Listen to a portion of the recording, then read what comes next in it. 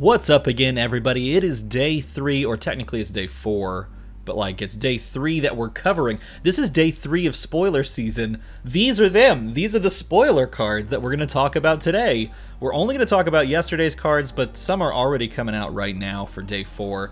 And day 4 is like the final day. It's so weird to have it basically all just wrapped up in one short period, but it's kind of cool because we're all going to get an opportunity to dig into this set very heavily at the world premieres scattered around the area. We're going to start things off with my spoiler card, the best dragon in the game. Like, let's be honest, this is the, well, this way. This is the best dragon in the game. Hands down, bar none. It has to be. I had the most powerful card.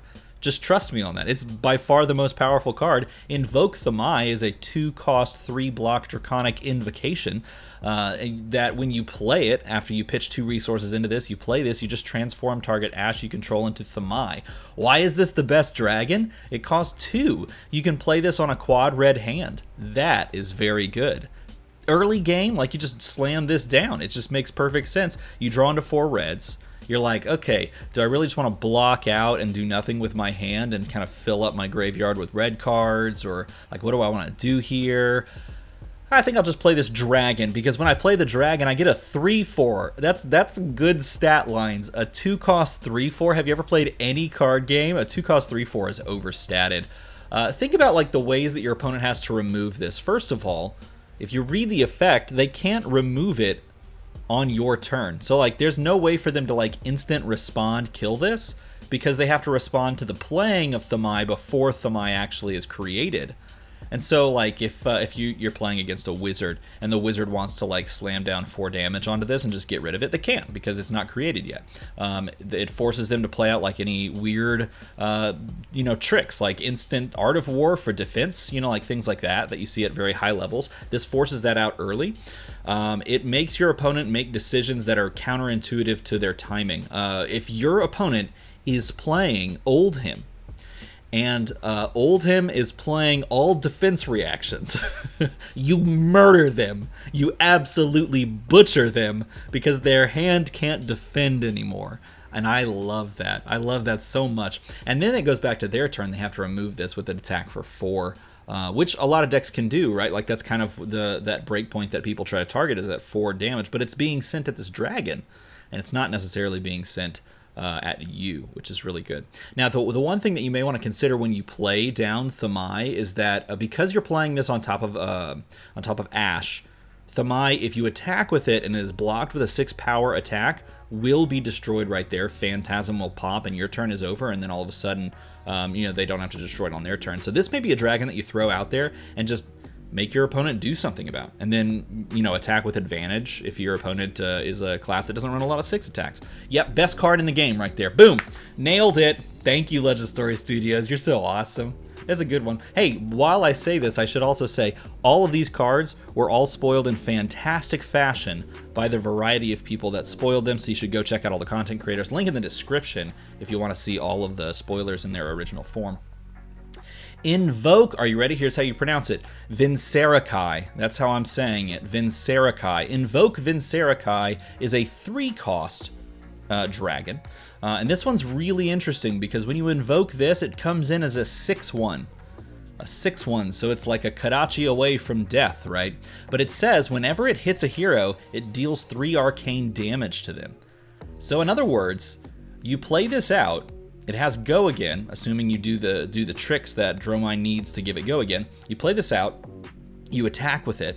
Your opponent has to full block this with like 2 cards from hand or equipment. Otherwise, they take the leak damage and then they take the 3 arcane damage, and that is a scary proposition. So you'd look at this and you'd go, in normal card games, you think, oh, 6-1, that's actually kind of like horrible stats. I mean, like, there's the meme in Hearthstone of like all the Ragers, like Magma Ragers, like a 5-1. It's like, oh, that's dead to so many things, like a 1-drop. It's dead to a 1-drop. This game, it's not necessarily that way. You can still kill this with like any attack, right? Any attack that deals damage still comes in and it kills this.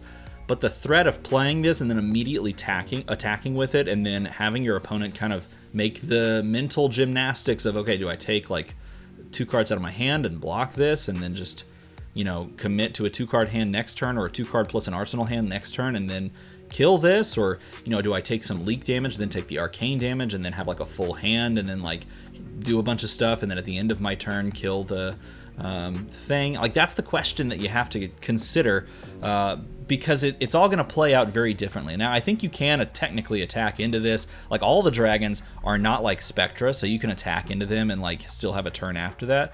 But it does also mean that like you're sending damage towards these dragons, and that's what's cool about this, because it just plays like Prism, man. Are you going to just commit all of your damage to the face and let these dragons build up? Because if you do, this one's going to kill you really fast.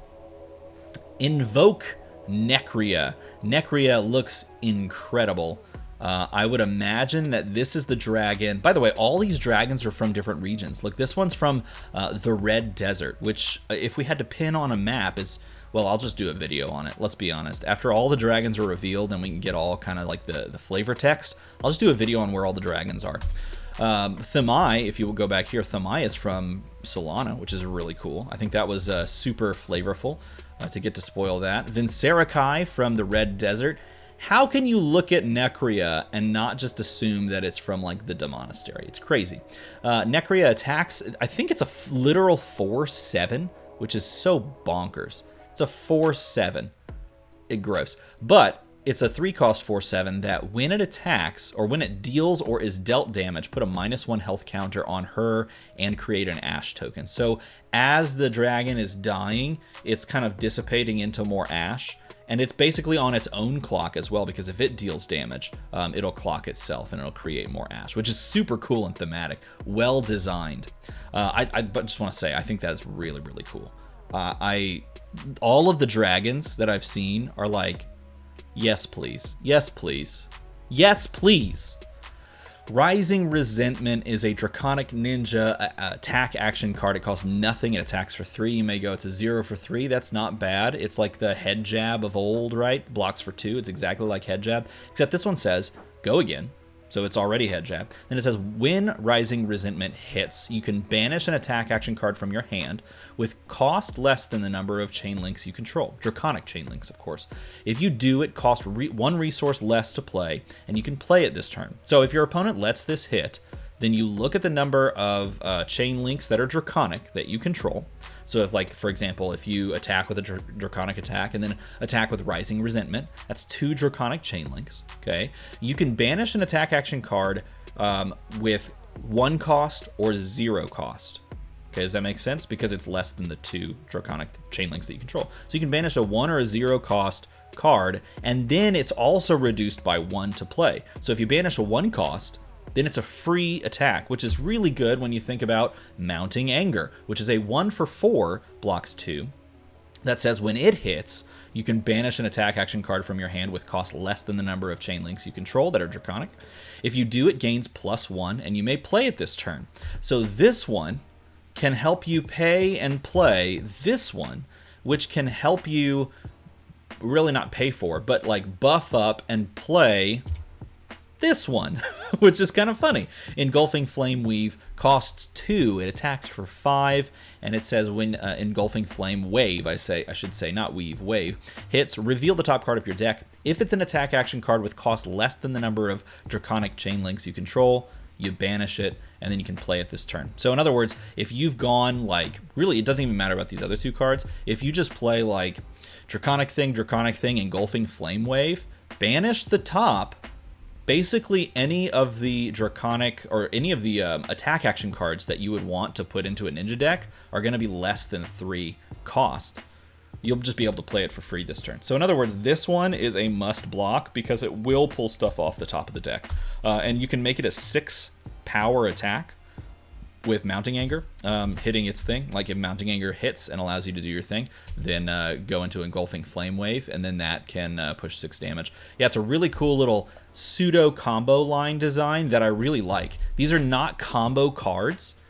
I think this is a great way to take combo, which is functionally flavorful, but also a little bit of a, what's the jump through hoops type mechanic, and just pivot it a little bit, sans keyword, into something that is a little bit more open and flexible for anything. These 3 cards clearly work together. You can honestly just go like 0 cost if it hits into 0 cost if it hits into 6 attack for 2. You could do that if you wanted to.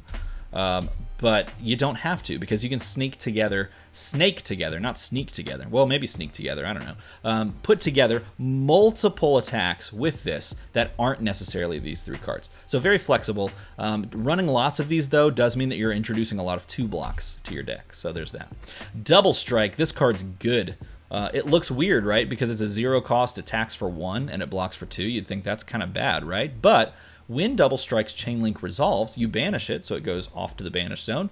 You could play it again on this combat chain. If you do, it loses that banish ability. But basically, it's a double strike. It's 2 Kodachis for a card. Think about it this way. I saw this card and I was like, oh man, that is such cool design. Think about it this way. If you wanted to attack with 2 Kodachis, you have to pitch a card, like a blue 0 cost. Both Kodachis gain Go again, and they both attack for 1. This is a red card in your hand that is a 0 cost that you play to do the exact same thing. So 2 Kodachis representing 2 damage across 2 sources costs you a card. Double Strike is a card that does the exact same thing. Super cool design, and it means you don't have to run Kodachis if you don't want to, because this also provides you Draconic Chainlinks, which is really cool. I think this one is like underratedly really good, and that's why it's a Majestic, and that's why it's probably, if you see this card, you should very much consider playing this card into Fi if you have any more good like ninja cards, because this is literally just 2 Kodachis. And by the way, Kodachis, they just win games. Like if you're playing sealed, they just win games. Yeah, really good. Cinderskin Devotion, beautiful art. I'm a sucker for that. Look at that. 1 cost, 4 attack. It's a 4 for 1. If you control 2 or more Draconic Chainlinks, Cinderskin Devotion has Go again. Hey, check this out. If you go Double Strike into Double Strike, you have Cinderskin Devotion for Go again. That's pretty good. You could even go like Double Strike into Cinderskin Devotion, because it is the 2nd Draconic Chainlink, and I believe it counts itself. Pretty good, man. It's a 4 for 1. This is a good pickup in draft or in sealed. I think you should look for like cards like this. A 1 for 4 that's most likely going to have Go again based on very minimal setup. It's pretty good. Pretty good. Lava Vein Loyalty, also decent as well. It's a 0 for 3. Now I do want to say, the cards that are like 0 for 3s, you have to understand that you're basically trading a card from your hand, most likely for a card from your opponent. The benefit in these kinds of cards comes from, well, first of all, I should say, the pushing 0 for 3 is better in like limited formats, because there are 2 blocks. Like this card, for example, right there, that's a 2 block. This card right here, a 2 block. A 2 block, all of these are 2 blocks, right? And so you get more value out of things like Lava Vein Loyalty in a limited format, because they are 2 blocks in the decks that you'll face against. So this could push over the top. But in a constructed type environment, this is literally, you're putting a card into your deck that is going to trade for 1 card from your opponent at best. At best, unless you want to factor in like combo synergies, which you could. But fundamentally, this is a card from your deck for a card from their deck. You only gain benefit if you pull cards from their hand, or if you go super wide by doing this. Okay, so like that's the strategy, is that a 0 for 3 by itself doesn't seem like it's like perfectly on rate. It takes a card from you and a card from them, and so technically in that scenario, generally the opponent is up. If you're putting a card into your deck that is only ever going to provide you enough advantage to take 1 card from your opponent, that's a benefit to your opponent. It's not doing enough to actually push you over that way, unless your strategy is to go super wide. And in that case, this card is pretty decent. So keep that in mind. This does gain Go again if you push it far enough. And the little text at the bottom, the lore text, says burn bright or burn out, we burn together. Fi. That's pretty cool. I like that. Spreading Flames is a 1 for 3 that blocks for 2. That sounds horrible. Sounds horrible. We'll just move on. Searing, we'll go back.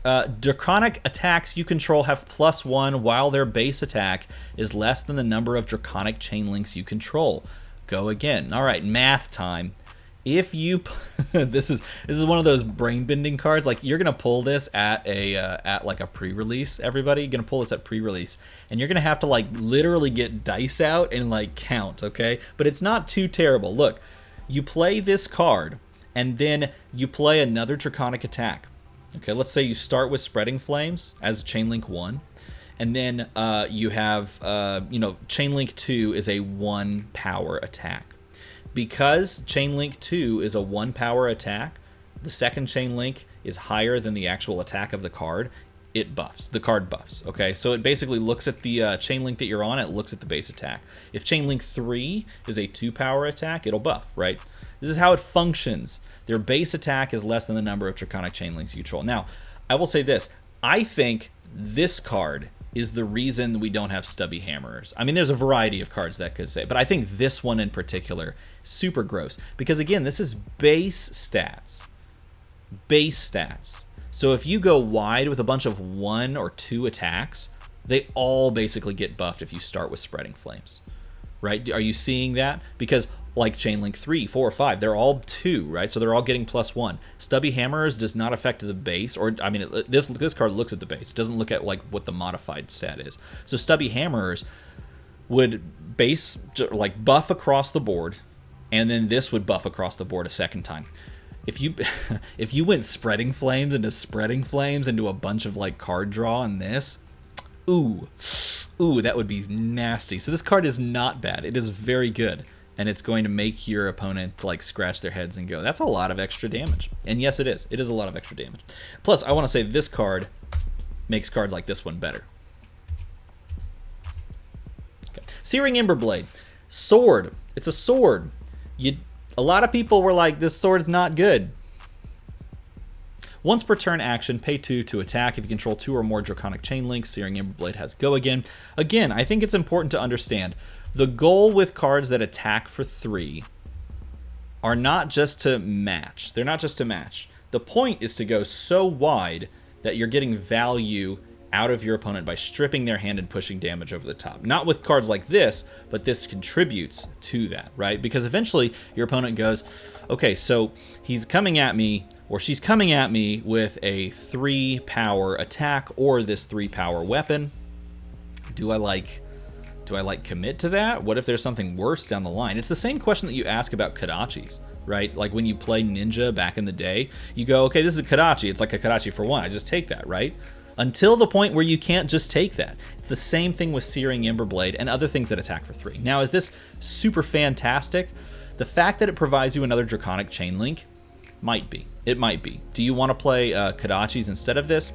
You may. Depends on how many reds you run as well. Because like if you have to pitch away 2 red cards to activate this, maybe you're just going like red attack into Searing Emberblade and then just calling it a day.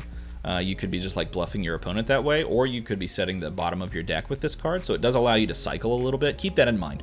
You can play for a second cycle into weird matchups with the card like this, because you can just pitch away 2 very powerful cards that you want to string together later by pitching them away to attack with this. So maybe it's bad, maybe it's not. I did straight up take Steelfur's screenshot. I just screen grabbed the one with the pandas. He added pandas into this in the best places. The more, and someone said this in his spoiler chat, the more you look at it, the more pandas there are. And I love that. Take the Tempo costs 1. It is a majestic. It attacks for 5. It says, whenever Take the Tempo hits, if you've hit 3 or more times this combat chain, you banish the top card of your deck. If it's an attack action card, you may play it until the end of your next turn. So it does the same thing as, why'd I blank on the name of that Everfest card? Breaktide, wherein it's another hoop you have to jump through, technically. But it does the same thing, wherein if this connects, then you can banish the top card and keep it for 2 turns, which is very cool because it allows you to line up combo lines. Oftentimes, I was finding when I was playing Breaktide that I just throw it out there for the extra value, but maybe with this you kind of want to set yourself up, and perhaps in Fi you might want to set yourself up as well. It just depends on how you want to play that out. One of the interesting things about this is that it's really asking a lot to hit 3 times in the combat chain unless you're playing super go wide. And really, I think the way that this connects the best is if you're playing this at the end of like the flame, flame, flame combo, or like flame, something small, that your opponent's just like, that's fine. I've already committed enough cards from my hand. I want to have a swing back turn. So boom, boom, boom. And then at the very end you go, oh, take the Tempo, deals you 5, I get an extra card, it's in banish, I'm going to have a 5-card hand plus an arsenal next turn. Sorry about that. I think that's where this comes into play most. This is going to be very good if you jam this out at the end of one of those turns where that seems very innocuous, where you're like 1, 1, 2. Your opponent's like, I could take that because then I'm going to have like a 4-card hand. 5, if this hits, I get another card, I draw up, I arsenal. Yeah, it's a very dangerous card to let hit, and it's going to make you play pseudo Mask of Momentum type mind games where you try to stop the 3 in a row to play around, take the tempo. Dude, I love, as I smack things, I love tomes. I love drawing cards. I love tomes and drawing cards. I want to make a deck that allows me to play all the tomes. Can we get a librarian hero? Can we please get a librarian hero like in the next 2 years or something? So like after all of the tomes have come out, you can just play as many times. I just want to do that. I just want to draw all the cards. Play Tome of Firebrand only if you control 4 or more Draconic Chain Links. You know, I guess you can never play this one in like a generic. That's too bad. What if Shiana the Librarian? That'd be so awesome. Anyway, this is going to be a very difficult card to actually make work because you do have to control 4 and then have this in hand and then have the resource. I shouldn't say very difficult. It's definitely not going to be just like pure value all the time, but neither are the Tome of Divinity. That's not pure value all the time. You got to set that one up because it costs 4. What's the other? Tome of Harvests loses you an arsenal. It takes a little bit of setup. This one's going to take some setup as well, but never underestimate card draw in aggro decks. Like it reminds me of playing, and again, I'm going to harken back to Hearthstone when I played a ton of Hearthstone. It reminds me of playing like Rogue, like Odd Rogue, where you'd like play attacks, or even Hunter, where you'd play like attack, attack, attack, you go super aggro, and then you hit the card draw. And then you're just like gassed up again and you go again. That's the kind of thing that I feel like these cards provide, like Tome of Firebrand. That's the upside. So it's definitely going to take some setup because you do have to control 4 or more Draconic Chain Links. But you jam this out after you play that 4th one. Spice. Hey, speaking of spice, Crown of Providence. We have a legendary. This legendary blocks for 2 and then it breaks. But when it breaks, you get to do this, or when you defend with it, I should say. You get to do this. When you defend with Crown of Providence, you put a card from your hand or your arsenal on the bottom of your deck, and if you do, you draw a card. So this blocks for 2, which, by the way, I just want to compare this, what everyone's doing, comparing this to Arcanite Skullcap. Arcanite Skullcap blocks for 3, and then stays around and allows you to do Arcane Barrier if you are up against like something that wants to push that arcane damage towards the end of the game. It's super solid for that matchup, right? This blocks for 2, so it doesn't block for the full 3, but then again, if you don't get the Skullcap value and get the 3rd block in there, it's the same thing, right? They're on parity there. It blocks for 2, and then it breaks, but when it breaks, it fixes your hand. So if your opponent is attacking you, and technically you can use this in like a variety of ways, but let's say they're attacking you pretty big, and you have like a 2-card hand, you like committed 2 to block, and then you block with Crown of Providence. Your arsenal is something you were setting up for if you had the opportunity to play it out there, but it wasn't something that you necessarily were like in love with. Okay, it was just sort of like an advantageous 5-card hand. Maybe I'll push this damage. You can pop Crown of Providence, get rid of your arsenal, and draw a card. Now, is it on par with Crown of Seeds? I would say no, because Crown of Seeds is like persistent effect that you can constantly do, which is really good. But then again, Crown of Seeds can get blown up by like multiple cards in this set, and this has less of a chance to do that, which is pretty cool. So maybe this card has the more upside than something like a Crown of Seeds, but then again, only like 2 heroes can play Crown of Seeds. So this card has a lot more upside for a lot more heroes. And it's way better in a faster, like Blitz type format, where the games are over like that. So this card is definitely going to see play in Blitz, and of course it can also see play in Classic Constructed, especially if the meta is pretty fast. It's a good card. Yeah, it's a good card. And that takes us back to my cool dragon. That's all the spoilers from day 3 of Uprising spoiler season, and we are creeping closer and closer to the end of spoiler season and to all of us actually possibly getting our hands on this product. And I am so ready. This is a slam dunk set. I've had multiple people reach out to me and say, this is a slam dunk set. And I said, yes, this is. This is insane. This is incredible. If you want to try and get people into this game, here's what you do. You show them dragons. You show them dragons, and then you hand them blitz decks. That's how you do it. Dragons, phoenixes, fire, wizards. It's all there. Ninjas, illusion. Well, no one knows what an illusionist is, but you teach them with dragons. If you enjoyed this video, if you got something out of it, if you got some entertainment, feel free to make the number go to the number. If you do, let me know in a comment below if you're the person that makes it go to 9275. That's a big thing. That's a big honor. If you're the person that gets that, congratulations. As always, thanks for watching.